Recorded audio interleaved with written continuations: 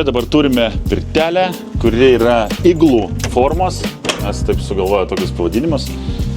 Užeinam, nežinau net. Viskas gerai. Gal ir gerai, nu tai Darbinė aplinka, tai viskas tvarko. Ne pas klientą. Tai va irgi tas tradicinis toks galbūt variantas, sprendimas, vandens bakelis, kurį mes mirtinai tiesiog rekomenduojam klientai, nes aš neįsivaizduoju, kaip pirtelė neturėti karšto vandens. Aišku, reikia nepamiršti, kad yra sprendimas galimas ir antras. Sakykime, tas vandens bakelis gali būti ir kaip prausimui sunaudojamas tas karštas vanduo.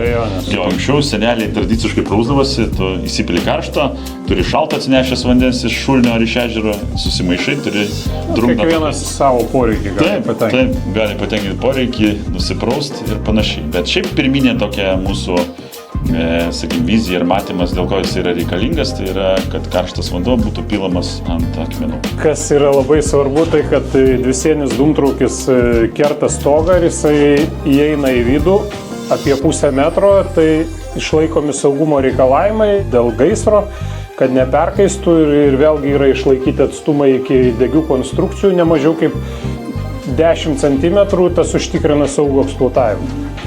Kaminai yra gaminami išskirtinai pirtims T600 klasės, 600 yra maksimali darbinė temperatūra, pirties krosnelės įskiria ne mažesnę temperatūrą.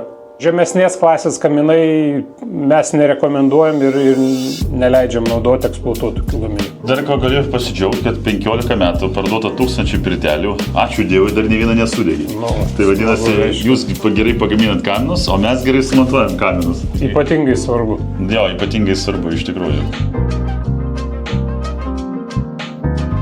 Nežinau, pačiam kažkaip vis nepapasakoju, bet iš tikrųjų 90% pačio kaminų važiuoja į užsienį. Ir Lietuvoje maža dalis nusėda.